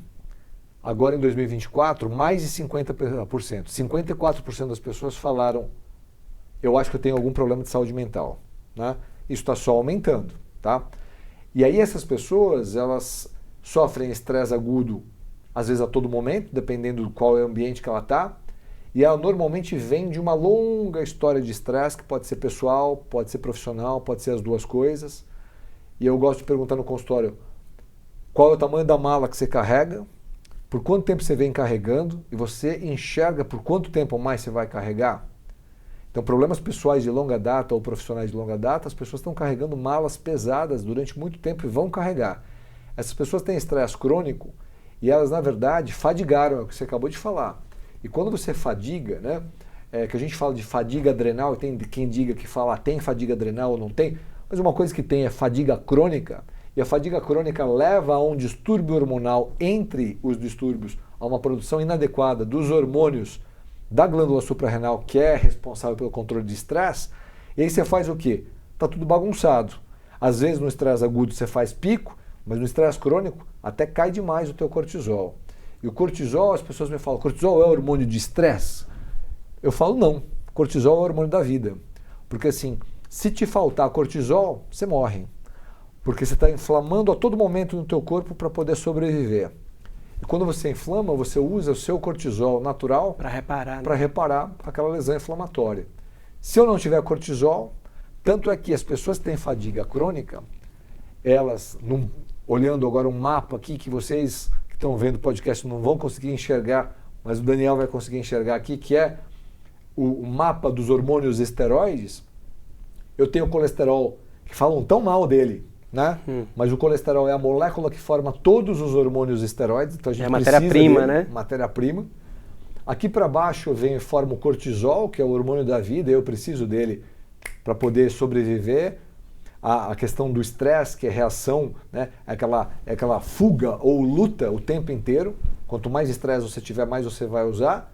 E desse lado tem os hormônios, ditos hormônios sexuais, mas que não são só sexuais. Fala hormônio sexual, não, mas o hormônio também serve para o cérebro, serve para a pele, serve para os outros locais.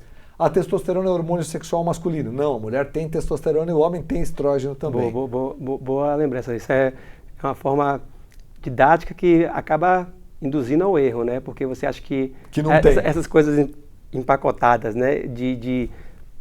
Que é justamente o oposto do que você trabalha, que é de lotear o corpo, né? E essa visão muito cartesiana de uma coisa só serve para isso, o colesterol só serve para aquilo. Isso, e testosterona só do homem. E é complexo mesmo, olha só. O que a gente já falou aqui, né? Quantas vias metabólicas, quantas coisas interferem. E a gente no final já vai falar para um pouco de dicas práticas, né? Legal. Mas eu estou achando incrível a quantidade de ganchos que você está trazendo. Eu acho muito legal. Dá para fazer 1 milhão de cortes aí. Porra! Demais, velho. Você tem um arsenal aí de armas para poder trabalhar. Eu queria falar também do livro. Eu queria que você falasse um pouquinho do livro. Legal. Né? E depois eu vou falar sobre suplementação. Tá bom. Né? Você falou de melatonina. É um suplemento que eu vejo que muita gente tem usado. Outros são contras. Queria que a gente falasse depois disso. Fala do livro, que eu achei muito bacana. É recente esse livro? Então, na verdade, o Manual do Estilo de Vida, né? O nome veio para tentar levar para a população uma ideia do que você pode fazer para trazer soluções práticas para a sua vida. Óbvio que tem muita coisa ali teórica também. Tem momentos que ficam até mais densos, que eu falo, se estiver muito denso para você, pula para tal página, né? Que fica mais tranquilo. Mas são 30 doses saudáveis sem efeitos colaterais. Isso que eu achei fantástico. São 30 capítulos, né? Porque as pessoas, hoje em dia, elas querem colocar na prática, né? E aí, se você traz sugestões, né? Fica muito fácil de qualquer pessoa falar, não, eu vou botar isso no meu bloco de anotações. Você vai ler, eu quero que você depois você me critique, me elogie e critique o máximo aí. Mas cada capítulo ali tenta olhar esse universo 360, então fala de estresse, fala de poluição, fala de intestino, fala de saúde metabólica, fala de hormônio. Então, o que a gente pode entender um pouco, né, do nosso próprio organismo e poder nos autoajudar, né? Então, como surgiu esse livro, né? Quando eu trouxe esse movimento de medicina do estilo de vida aqui para o Brasil, há perto de 10 anos atrás, tá? Falando com esses líderes mundiais, com o David Katz, por exemplo, falei para ele, cara, eu vou escrever um livro, né? Na época, tem um paciente meu, que ele é, inclusive, editor da Isto É, hoje em dia, é um jornalista, ele gostou muito da ideia, falou, Fábio, eu ajudo você a escrever o livro, eu checo as coisas que você está escrevendo. Inclusive a gente, nesse momento, está tentando resenhar aí um livro sobre longevidade, né? Legal. Mas esse livro, ele está na 2ª edição, só que não muda nada do conteúdo dele. Mudou mais a capa, mudou um pouco o visual do livro, né? Mas ele já está há alguns anos, eu uso sempre, dá para todos os meus pacientes isso, que estão passando pela primeira vez comigo. Muito legal. Quando eu tenho eventos como esse, eu faço questão de passar isso para os colegas. E eu fico muito feliz quando, às vezes, pessoas que eu não conheço, que têm em outros cantos do mundo, cara, alguns caras que eu admiro muito, que têm grande influência digital, por exemplo. Outro dia eu vi, não o conheço pessoalmente, o Joel J, né? Mas eu vi que ele estava indicando o meu livro. Ele falou, cara, se você quiser saber sobre qualidade de vida, lê esse livro, né? Então eu acho que é uma forma da gente também contribuir. Eu digo assim, o autor de um livro, ele só vai ganhar muita grana com o livro se ele virar best-seller, né? Caso contrário, ele vai ganhar satisfação, que na verdade tem um valor para mim que é gigantesco. Hoje em dia eu tenho tido a oportunidade de conversar com pessoas como você. Mais tarde eu vou num outro podcast que é muito legal também. E assim, eu às vezes crio alguma coisa e trago pessoas para conversar comigo.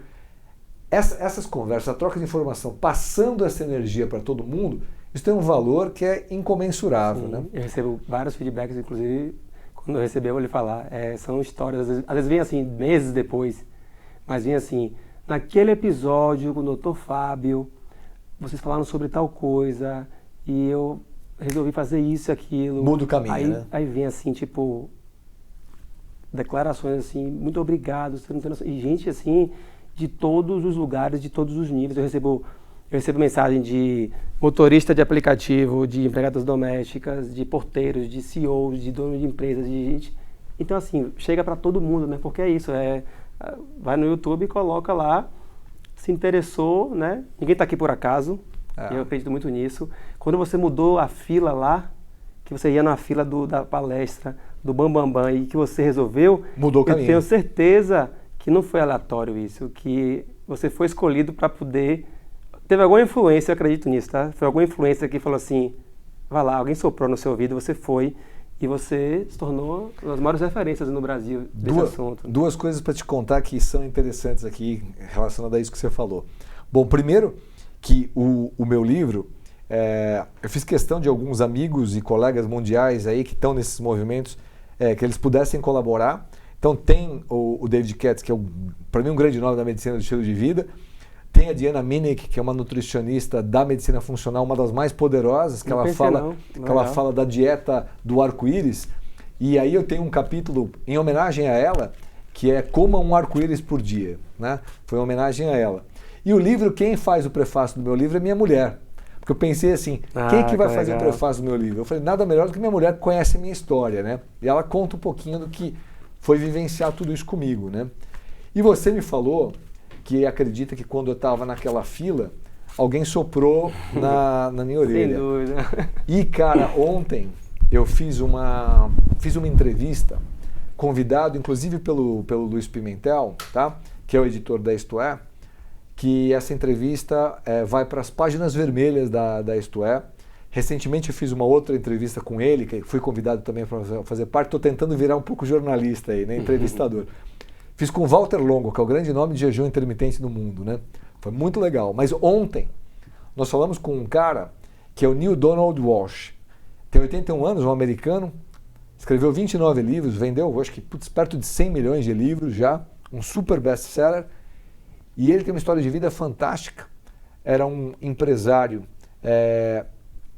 classe média alta nos Estados Unidos, toma uma pancada de carro, faz uma fratura cervical, e aí muda a vida dele, porque ele perde emprego, separa da mulher, e ele começa a afundar, e ele cai economicamente, ele vira catador de lata nos Estados Unidos, come de lata de lixo, só que ele começa a se reerguer, e quando ele começa a se reerguer com um emprego ou outro que deram uma oportunidade para ele começa a escrever alguns insights que ele tem, e ele começa a chamar isso de conversa com Deus. E o livro dele chama-se Conversando com Deus. E a gente fez uma entrevista com ele ontem de 1 hora. Cara, foi a coisa assim mais fantástica do mundo, porque ele, além de muita carisma, ele falou sobre espiritualidade e o todo, mas espiritualidade e saúde a gente conversou muito, e ele falou de um papo profundo, de uma forma extremamente leve e, cara, super divertido. De uma pessoa que poderia estar trazendo isso com muito rancor, né? Com raiva da vida, vitimizando. Ou se achando um superstar, já deu vontade de ler o livro. Ou se achando superstar, porque ele teve o contato, né? Ele virou, a gente fez essa pergunta para ele, né? Veja bem, alguém já te chamou de doido porque você falou que estava conversando com Deus e colocou isso no papel? Daí ele falou, puxa, Deus conversou com Moisés, com Maomé, fala com o Papa, então por que ele não podia falar comigo? Por que ele não podia falar com você ou com o Luiz? Né? Falou, na verdade, Deus está em todos os lugares. Né? Deus não está só dentro de um templo. Você pode estar num local tranquilo e está se relacionando com Deus, porque está em todos os locais. Daí eu até falei para ele, eu acho que eu concordo com você, porque eu concordo. Está falando com todo mundo o tempo inteiro, só que muitos não escutam e muitos têm medo de escutar, né? Porque acham que Deus é punitivo, né? Então, nossa, será que ele está vendo tudo que eu estou fazendo aqui? Vai me punir, né? Mas não, né? Eu acho que a gente tem que levar a vida mais suave, né? O importante é isso, a gente trazer um conteúdo que ajude, né? Que seja útil, que resolva a vida de muitas pessoas. Vamos falar um pouquinho sobre o suplemento? Bora. Quais são assim, os top, sei lá, 5 suplementos que você considera focado nesse objetivo de prevenção, né? De não ver o suplemento como, tá com um problema, e aí fala os que você acha que são mais, pensando também em longevidade, né? Sim. Os que você acha que são mais interessantes. O que acontece assim, sempre, como a gente estava falando, a base do estilo de vida, a alimentação super importante. Só que a gente sabe que mesmo uma alimentação super saudável, nem sempre vai trazer para você aquele equilíbrio que você necessita para um aspecto específico ali. Né? Então, assim, entendendo quem é essa pessoa, uma das coisas que eu vejo que o mundo moderno trouxe, é muito difícil de se fazer, é o desequilíbrio de inflamação. Né? Então, assim, a dieta lá do passado é muito diferente da dieta de hoje. A dieta do mundo ocidental come muito mais produtos que na cadeia inflamatória te leva muito mais para o lado de inflamação do que para o lado da anti-inflamação. E aí a gente está falando dos ômegas, né? Então, assim, os ômegas são o que a gente chama de ácidos graxos poliinsaturados, que eles são essenciais, porque nós não produzimos, nós precisamos ingerir. E aí a família do 6 ela é mais inflamatória e a família do 3 ela é mais anti-inflamatória. Então, como a gente já tem um mundo muito mais inflamado, a gente tem muito mais ômega 6 entrando no nosso corpo do que deveria. E às vezes rareia o ômega 3. É óbvio que eu posso comer peixes aqui, que vão ter, né? Então eu vou usar a alimentação para isso. Não sejam de cativeiro, né? Mas... Não é o salmão de cativeiro, não é a tilápia que come ração, seria os peixes... selvagens, né? Seria a caça que o indígena consome, que nossos antepassados consumiam, né? Não é a carne de animais obesos, e o mundo está tão modificado, né? O mundo está tão modificado que a gente fala, o que não está poluído, né? Que come só ração, que come muito mais ração do que capim, né? É isso, que bom que você foi logo no ômega 3, porque eu falo muito. Para mim, o número 1, assim, é o suplemento mais importante. Inclusive, eu suplementei... suplementei foi o único suplemento que eu usei com as minhas filhas, quando pequenininhas, o DHA. Legal. E está em guideline, né? Está em guideline de nutrologia, guideline de ginecologia e obstetrícia, né? Para usar. E está no guideline da cardiologia, que eu tenho muita honra de ter sido chamado para fazer um capítulo lá em 2017, nas nossas diretrizes de colesterol, de dislipidemia e tal. Tem um capítulo que é tratamento não medicamentoso. E ali a gente colocou ômega 3, né? Então, assim, fala-se de ômega 3 muito para o controle das gorduras sanguíneas, principalmente triglicéridos, mas é muito além disso, porque controla a inflamação. Então, o cérebro, tem um trabalho recente da Universidade de Georgetown falando de ômega 3 e câncer. Então, assim, se for abrir artigo científico, tem um monte de coisa, né? Então, eu acho que ele, disparado, eu acho que é super importante. Veja, eu sou apaixonado por algumas outras coisas, né? A gente falou de energia, produtividade, né? A gente falou no cenário de algumas medicações que inclusive interrompem a produção dessa substância. A coenzima Q10, hoje num mundo fadigado que a gente tem, eu acho que a coenzima Q10 é fundamental para a saúde das nossas mitocôndrias, né? Óbvio que a gente também forma dentro do nosso corpo, mas é algo que eu gosto de suplementar nos meus pacientes. Magnésio talvez seja o terceiro aí que eu coloco nessa cadeia. O magnésio é difícil imaginar onde o magnésio não atua, né? A gente falou São de mais de 300 reações metabólicas, né? Eu estava lendo uma vez. mais de 300 auxílios. Tem magnésio que você vê magnésio que vai lhe dar, que é responsável por dar energia, o que vai melhorar o sono, coisas opostas, relaxar né? músculo. Como é que uma coisa que relaxa também dá energia, né? Tá nas reações de liberação de energia. Isso é muito interessante, né? Porque relaxa músculo. Dentro do nosso corpo, como o Daniel falou ali, tem um super equilíbrio de tudo, né? Então, se eu tiver excesso de uma substância, alguma outra pode equilibrar, né? Então, por exemplo, no nosso envelhecimento, uma das substâncias que a gente tem que tomar muito cuidado é o metabolismo do cálcio, né? Então, até por isso, a gente pode colocar, eu falei de magnésio, dando tudo isso que você disse, de repente o próximo pode ser a questão de uma associação aí de vitamina D3 com a vitamina K2, né? Essa é uma associação muito legal. Eu tenho 1 milhão de coisas que eu gosto aqui, né? Uhum. Mas já que a gente foi para essa linha, o metabolismo do cálcio é muito importante. Mas não é só dando cálcio ou tirando cálcio. É tentando deixar o cálcio onde ele deve estar, né? E aí a vitamina D, ela faz um bom metabolismo do cálcio, né? Ajudando em reabsorção do cálcio no organismo, né? Para não deixar eliminado da forma como às vezes você está eliminando em excesso. E a vitamina K2, principalmente uma tal de MK7, coloca o cálcio aonde deve estar, dentro do osso, porque trabalha um negócio chamado osteocalcina, então coloca ali o cálcio dentro do osso e atua em cima de uma outra proteína também, né? Que é uma proteína chamada GLA, que tenta tirar o cálcio da parede dos vasos sanguíneos. Olha que legal, a gente morre mais de infarto, então se eu puder ter isso e o magnésio junto aqui, o magnésio está dilatando os vasos sanguíneos, né? Dilata bronco, legal para quem é asmático, alérgico, né?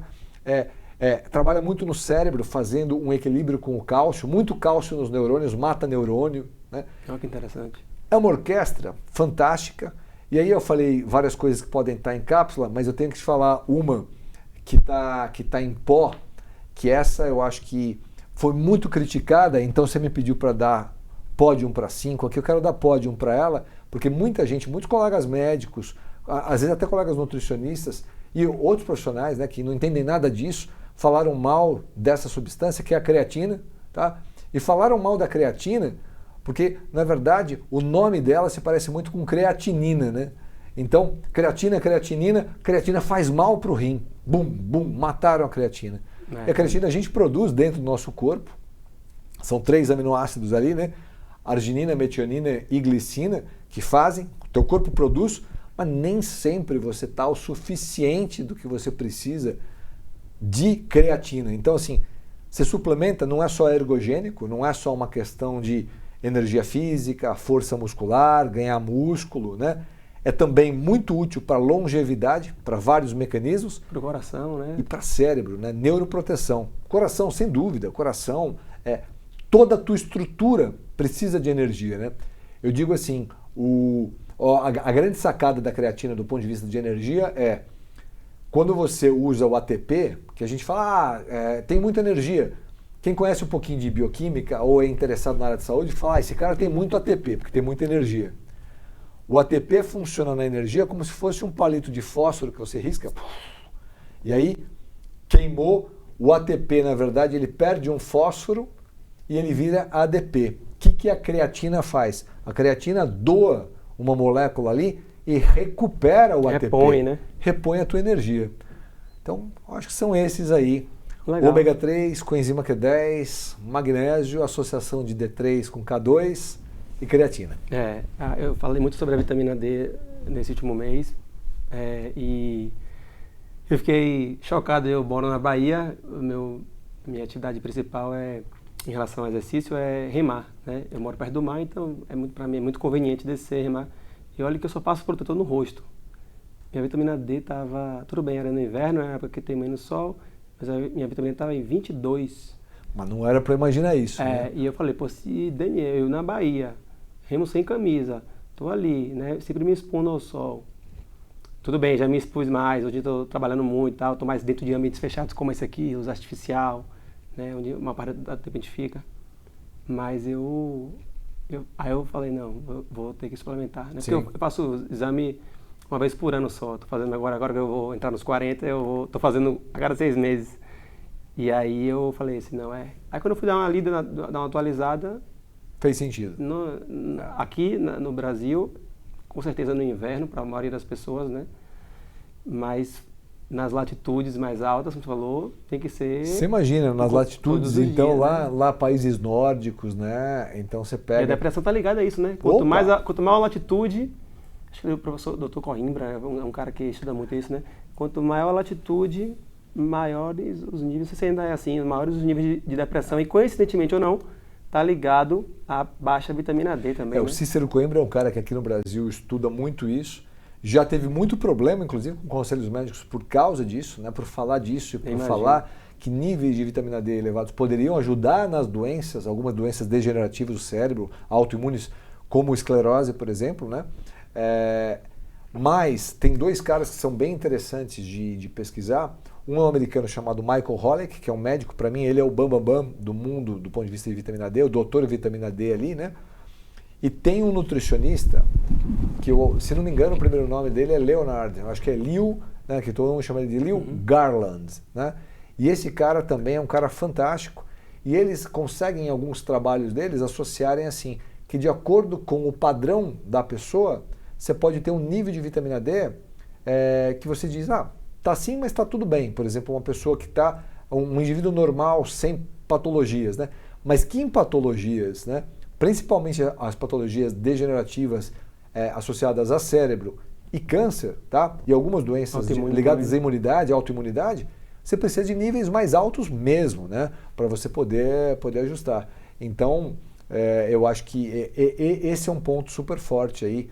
Então, eu acho que sim, eu até brinco, né? Ainda bem que a gente não tem mais pirâmide nutricional, né? Que estava tudo errado ali.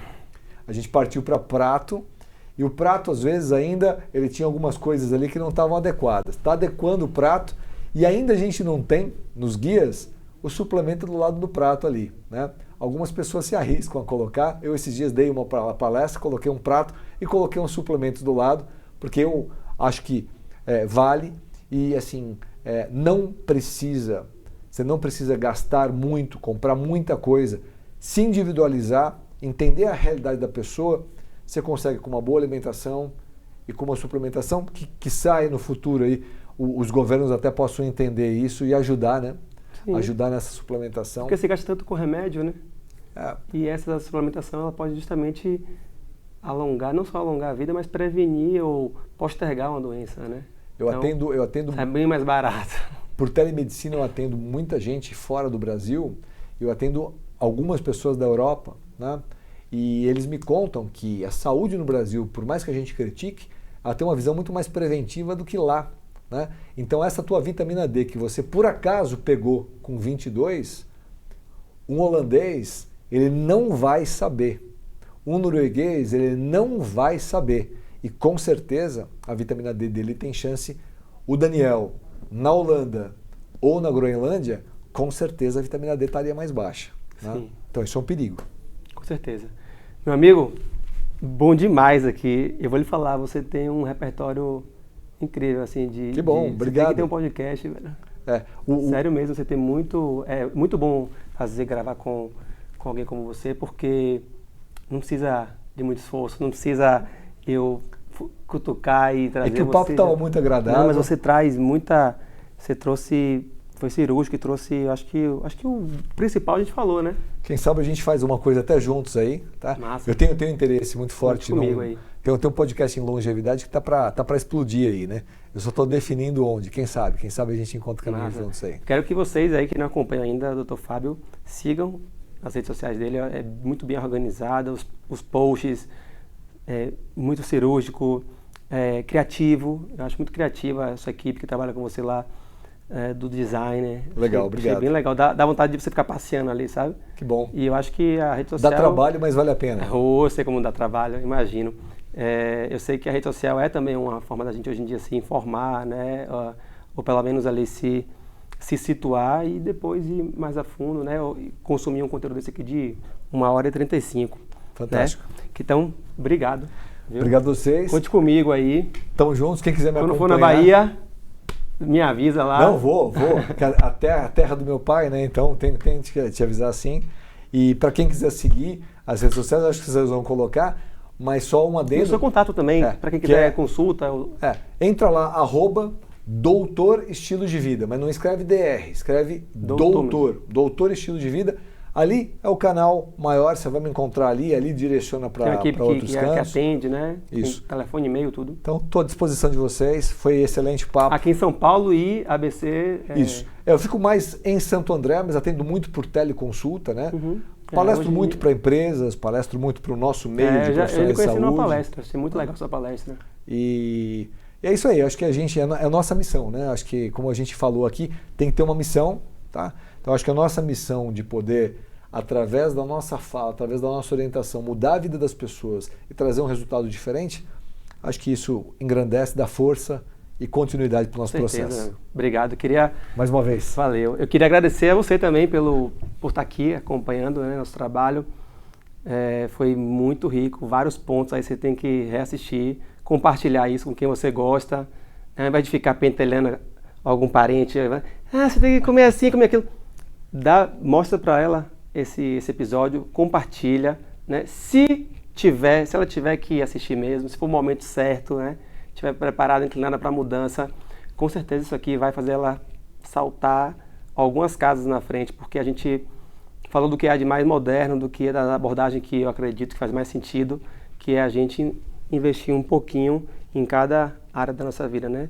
Se movimentar um pouco, não querer da noite pro dia se transformar num maratonista, não da noite pro dia querer se tornar um nutricionista, né? Ou então, melhora um pouquinho o sono, a alimentação, se movimenta um pouco mais, começa essa mudança que você vai sentir na pele, não tem como não dar certo, tá? Então, é isso, compartilha, se inscreve no canal para quem ainda não é inscrito no canal e muito obrigado pela sua presença, até a próxima, se Deus quiser. Valeu. Obrigado. Show?